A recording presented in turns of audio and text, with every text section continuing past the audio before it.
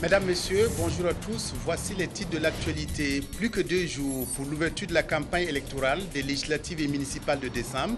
Les partis politiques comme l'UNIPS abordent la dernière ligne droite, tandis que les journalistes sont formés pour une bonne couverture médiatique. La Chine tourne la page de Hu Jintao. La nouvelle équipe dirigeante composée de 7 personnes et présidée par Xi Jinping est apparue devant la presse ce matin pour fixer le cap de son mandat.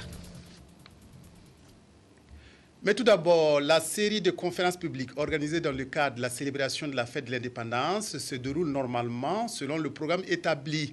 Le Comité national d'organisation a initié des conférences à l'intention des étudiants des grandes écoles de Koudougou, Bobo et Ouagadougou. Mardi, ce sont les étudiants de l'ISIG de Ouagadougou qui ont été entretenus du thème « Citoyenneté, dialogue et paix socle d'une nation prospère ». Reportage Claudine Bikaba.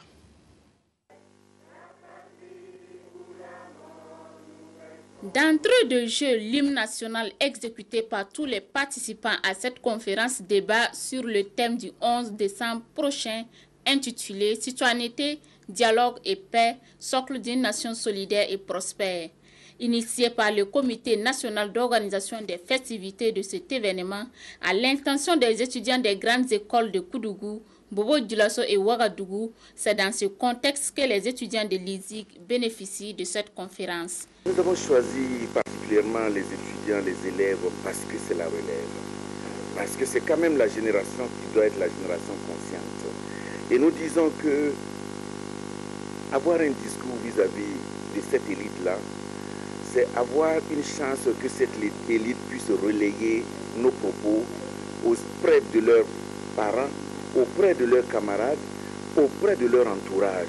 Il ne s'agit pas simplement de leur parler et puis que cela reste une parole morte. Ça nous a permis d'acquérir beaucoup de connaissances en matière de paix parce que jusque-là, nous sommes étudiants, mais beaucoup ne savaient pas, d'une manière approfondie, ce que c'est que la paix, le dialogue, pourquoi tout ça.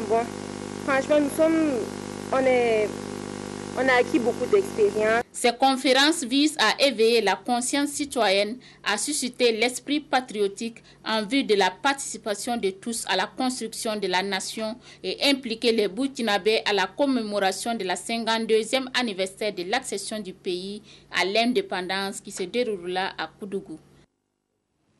Le compte à rebours a commencé. Plus que 2 jours pour l'ouverture de la campagne électorale du scrutin de décembre prochain. Ce rendez-vous, l'UNIPS le prépare activement. Le parti a rencontré hier la presse pour faire le point des préparatifs de sa campagne électorale.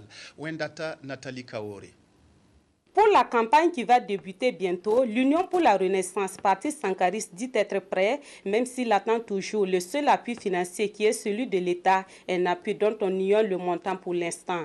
Conscient qu'il aura en face des partis politiques aux moyens plus élevés, l'UNIPS a choisi la politique de ses moyens pour la campagne à venir. Ces moyens s'appellent conviction et persévérance de nos militants, ainsi que la rigueur dans l'organisation et la gestion rigoureuse de nos mains des sources. Tirant leçon des expériences passées, le parti a décidé pour les élections couplées de 2012 de mettre en place un comité de veille de 25 membres dirigé par le président du parti. C'est un organe de coordination de toute la campagne et son lancement aura lieu à Yao dans les Balais. La biométrie et la prise en charge des délégués des partis politiques dans les bureaux de vote sont des aspects que l'UNIPS apprécie positivement pour ces élections. Mais il proteste contre les manipulations, les menaces et les intimidations dont seraient déjà victimes certains de ses militants. Aujourd'hui, il nous est rapporté que des individus font de porte en porte, ils récupèrent des cartes d'électeurs, d'honnêtes citoyens, pour des fins que nous ne connaissons pas. Moi, je pense que tout parti politique sérieux devrait pouvoir se mettre au-dessus de cela. La stratégie de campagne du parti consistera essentiellement à l'organisation de meetings du 17 au 30 novembre dans les chefs-lieux de 22 provinces. À partir de ce 15 novembre, une permanence sera assurée au siège du parti 6 aux 1200 logements et ce jusqu'à la proclamation des résultats. L'UNIPS fonde l'espoir de faire un bilan positif à l'issue de ces élections, mais en attendant, son président appelle de tous ses voeux à des élections crédibles. L'association Reporters du Faso a formé les journalistes aux techniques de reportage et de couverture médiatique en période électorale. Une précieuse contribution de l'association au bon déroulement des élections couplées du 2 décembre. Dernière étape d'une série de formations au Wayuguya où une centaine de journalistes ont acquis ou renforcé leurs connaissances. Nyarki Teda. Ils sont issus des médias de la région du Nord. Ils sont venus à l'école des techniques de traitement de l'information en période électorale. L'initiative est de l'association Les Reporters du Faso qui boucle ainsi sa série de formations des journalistes des différentes régions du Burkina sur les techniques de reportage et de couverture médiatique de la campagne qui s'ouvre dans quelques jours au Burkina. La campagne électorale, c'est un grand moment pour nos jeunes démocraties en construction. Et on a vu un peu partout sur le continent, même au Burkina, que souvent c'est des moments un peu de tension, c'est des occasions aussi de crise, ça peut mener à des conflits souvent graves comme on a vu dans d'autres pays. Et en tant qu'association de journalistes, on a remarqué aussi qu'il y avait une certaine faiblesse dans l'approche de la couverture médiatique. Pendant 3 jours, ils ont échangé sur les enjeux de la biométrie et gestion du processus électoral, l'éthique journalistique en période électorale, les forces et les faiblesses du code électoral, les genres rédactionnels, l'équilibre et la régulation de l'information en période électorale. Ils ont également parlé de la réussite de la bonne couverture de la campagne électorale et du rôle des médias dans la transparence électorale. Depuis le moment où on a appris qu'on devait couvrir les élections, on se demandait comment on allait nous en sortir. Parce qu'on n'avait pas les bagages intellectuels requis et voilà, c'était un peu compliqué. Et voilà que cette formation tombe à pic. Nous sommes maintenant bien outillés, nous connaissons un peu les techniques à mettre en œuvre pour que cette campagne électorale soit mieux couverte. Avec cette session de formation de Wayuguya, l'association Les Reporters du Faso a renforcé les capacités de 90 journalistes du Burkina sur le traitement de l'information en période électorale. L'éducation veut s'inviter dans la campagne électorale. La coalition nationale Éducation pour tous interpelle les partis politiques en lice pour les prochaines élections à faire de l'éducation leur leitmotiv. La coalition a rencontré hier des représentants de partis pour signer un engagement dans ce sens. Jacques Lamissa Tarpaga. À seulement 48 heures de l'ouverture de la campagne électorale pour les législatives et municipales couplées, des partis politiques s'engagent à faire de l'éducation une priorité. Et cela s'est matérialisé par cette signature mercredi à Ouagadougou. L'idée est de la coalition nationale éducation pour tous. L'organisation veut ainsi influencer les actions des futurs élus nationaux et locaux. La rencontre de Dakar en 2000, on avait demandé aux différents pays de faire en sorte quand même que pour lutter contre l'ignorance et pour que tout le monde soit éduqué, de mettre 20% de leur budget à l'éducation. Il n'y a rien de tout ça encore au Burkina. Donc c'est quand même une urgence. C'est pourquoi nous pensons que si nous les approchons, ceux qui seront là pourront déjà avoir une idée des urgences de l'éducation, des besoins des populations pour mieux travailler. Donc c'est pourquoi nous avons choisi cette période, qui est une période de campagne, et pour que, en tout cas, attirer l'attention de ceux-là qui seront les futurs élus, pour qu'ils prennent en compte ces différentes responsabilités. Selon la situation de l'éducation dressée par la coalition, des avancées significatives ont été observées ces 10 dernières années. Mais le combat est de faire en sorte que 20% du budget national soit alloué à l'éducation au lieu de 13% actuellement. Il s'agit également de promouvoir l'éducation inclusive et d'impliquer davantage les organisations de la société civile dans la mise en œuvre des politiques éducatives. Éducation toujours, bientôt un réseau de communicateurs pour mieux informer sur la stratégie de scolarisation accélérée.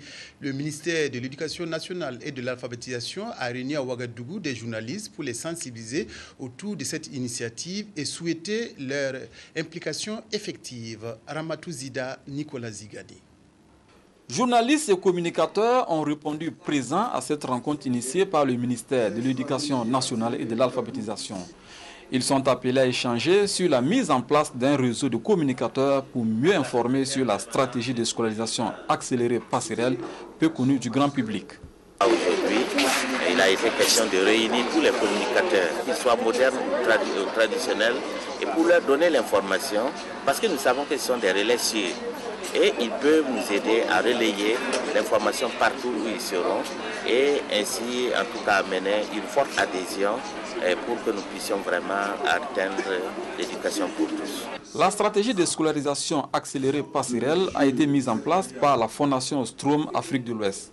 Elle est en phase d'expérimentation au Burkina Faso depuis 2007 et des milliers d'enfants ont été ramenés à l'école grâce à ce projet. C'est un enseignement accéléré qui est destiné à des enfants non scolarisés ou déscolarisés, précocement déscolarisés. Alors, l'objectif, c'est de redonner espoir et redonner une chance d'éducation à des enfants qui étaient donc exclus du système du fait de l'âge ou du fait de raisons économiques ou d'autres raisons qui faisaient donc qu'ils ne pouvaient pas aller à l'école. Pendant 2 jours, les débats seront focalisés autour de l'éducation de base au Burkina Faso, des origines de la stratégie de scolarisation et de son financement. Il s'agira également de trouver des stratégies afin de susciter une plus grande adhésion à cette initiative. Poursuite dans les régions des ateliers du secrétariat technique national de la stratégie de croissance accélérée et de développement durable SCAD. L'étape du Sud-Ouest a eu lieu le 9 et 10 novembre. Les acteurs de développement de la région ont pu s'imprégner du dispositif de suivi et d'évaluation de la SCAD. Reportage Draman Dadian. Atelier régional et conférences publiques, 2 jours d'échange à Gawa. C'est une campagne de communication pour mieux faire connaître la SCAD, la stratégie de croissance accélérée et de développement durable, à la population du Sud-Ouest. C'est une bonne idée d'organiser cette conférence. À travers la SCAD, quand même, j'ai eu à connaître sa définition. Je ne savais pas qu'il y avait la SCAD au Burkina Faso. Des échanges sur le dispositif de suivi et d'évaluation de la SCAD. Les différents acteurs de développement au niveau local ont été invités à s'inscrire dans la dynamique de cette politique nationale. Priorisation des actions, gestion axée sur les résultats. Les conseils régionaux, aussi bien que les conseils municipaux, devront, comme je l'ai souhaité, adapter leurs plans communaux et leurs plans locaux de développement qui avaient été déjà élaborés avant la conception et l'élaboration, l'adoption même de la SCAD. Il faudra donc qu'on s'adapte. Le message à Gawa, comme dans les autres régions, ça a été d'expliquer aux différents acteurs interpellés dans le suivi et l'évaluation de la SCAD les différents instruments à leur disposition pour se rendre compte de l'évolution satisfaisante ou non de la stratégie et des mesures de correction qui doivent être définies. La première phase de la SCAD s'étend de 2011 à 2015 et le bilan de sa mise en œuvre en 2011 est estimé à plus de 66%. Un résultat que les participants ont jugé acceptable compte tenu du contexte économique difficile au plan international, de la mauvaise pluviométrie en 2011 et surtout de la crise sociopolitique qu'a traversé le Burkina courant premier trimestre de l'année dernière.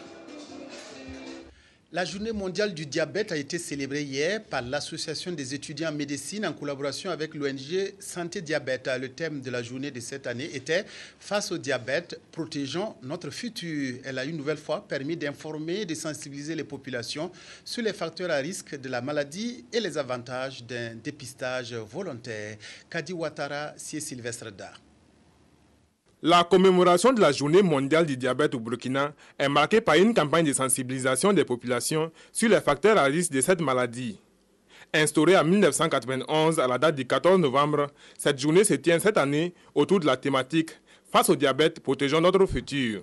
C'est l'occasion donc de passer le message à l'endroit de ceux qui nous gouvernent afin que des stratégies efficaces soient planifiées et mises en œuvre pour prévenir cette maladie et pour mieux la prendre en charge. C'est également l'occasion pour les professionnels de santé qui interviennent dans le cadre du diabète sucré de se rappeler que leurs connaissances doivent être remises à jour afin que les recommandations qui ont fait preuve d'efficacité partout soient véritablement mises en pratique. L'association des étudiants en médecine a mis à profit cette journée pour procéder au dépistage volontaire des participants. Nous leur parlons des signes d'alerte, des complications et des solutions que le personnel médical peut leur apporter afin d'anticiper les complications liées au diabète. La commémoration annuelle de la Journée mondiale du diabète par ce genre d'action vise à amplifier l'information et la sensibilisation autour des facteurs à risque, des signes d'alerte de la maladie et des facteurs de complications. C'est aussi l'occasion pour les agents de santé de prodiguer aux diabétiques des conseils pratiques pour les aider à mieux vivre avec leur mal. Renforcer les capacités des femmes de Boulmiougou sur la sécurité routière, c'est l'objectif d'une opération lancée dans la commune. Cette campagne placée sous le thème « Femmes et sécurité routière » est une initiative d'une coalition d'associations œuvrant dans le domaine de la santé et l'éducation pour la sécurité routière. Oumou Sissé, Sylvestre, reportage. Femmes et sécurité routière, c'est sous ces signes que la coalition des associations œuvrant dans le domaine de la santé et de l'éducation CASA de l'arrondissement de Boulmiougou lance sa campagne de sensibilisation sur la sécurité routière.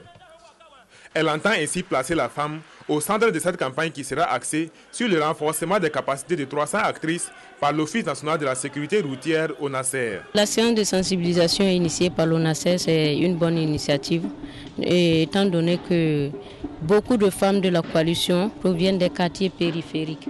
Elles n'ont pas tous les jours accès à la ville. Elles ignorent les règles de la circulation et c'est un grand souci, en tout cas pour la coalition. Pour cela, l'ONASER a voulu venir en aide à cette coalition.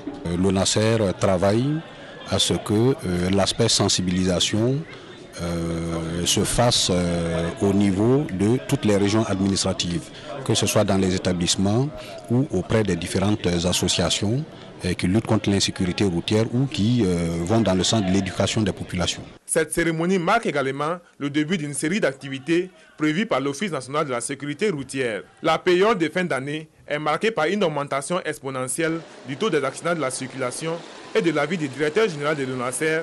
Inculquer une culture de la sécurité routière aux différentes couches sociales participe de la préservation des vies de la population burkinabé. Sport, le tournoi de l'Olao, l'Office de liaison de l'Afrique de l'Ouest en football, s'est achevé hier par la finale. Elle a opposé au stade municipal de Ouagadougou l'association sportive des forces armées de Guinée à l'association des forces armées de sécurité du Mali. Victoire des Maliens par 1-0. Reportage Abdoulaye Kaboré. Autorités militaires, amoureux du ballon rond de la sous-région, n'ont pas marchandé leurs efforts pour vivre de visu cette finale du tournoi de l'Olao. Une finale qui oppose l'équipe des forces armées de la Guinée-Conakry à celle du Mali en blanc. Le début du match est timide et chacune des deux équipes, ne voulant pas se faire surprendre, joue à la prudence. Quelques actions de beau jeu.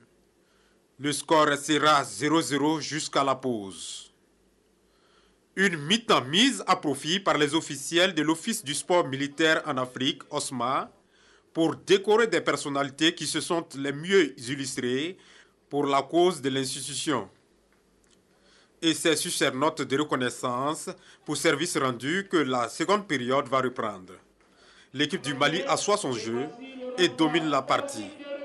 Elle va d'ailleurs trouver la faille à la 71e minute par Khalifa Doumbia, reprenant victorieusement une balle de Lassine Touré. 1-0 pour le Mali. Bangoura de la Guinée essaie d'organiser le jeu, mais rien n'y fit. Le score restera en l'état jusqu'à la fin de la rencontre. L'Asfas du Mali remporte logiquement le trophée et la médaille d'or. Le ministre des Sports et des Loisirs, le colonel Yacouba Ouedraogo, et le président de l'Olao saluent l'opportunité d'une telle manifestation sportive. Il était vraiment important pour nous de venir supporter effectivement ces jeunes militaires. Et comme vous le savez, c'est toujours mieux pour eux de s'affronter sur les terrains de jeu plutôt que sur les champs de bataille. Et durant vraiment notre séjour, nous avons fait en sorte que les militaires ouest-africains se retrouvent. Vous savez que la paix n'a pas de prix. C'est avec en tout cas une grande satisfaction que je constate la fin de ce tournoi parce que nous avons apprécié la participation des équipes que nous avons invitées. Et vous avez vu que le Mali est venu, le Mali a gagné le trophée. Si ce n'est pas par esprit de camaraderie et de frères d'âme, le Mali n'allait pas être là. Nous avons également vu des matchs d'un grand niveau et nous sommes satisfaits de la prestation des équipes. Fini l'Olao 2012, rendez-vous est pris pour le tournoi du Camp Foot, championnat d'Afrique militaire, qui se tiendra du 3 au 17 décembre prochain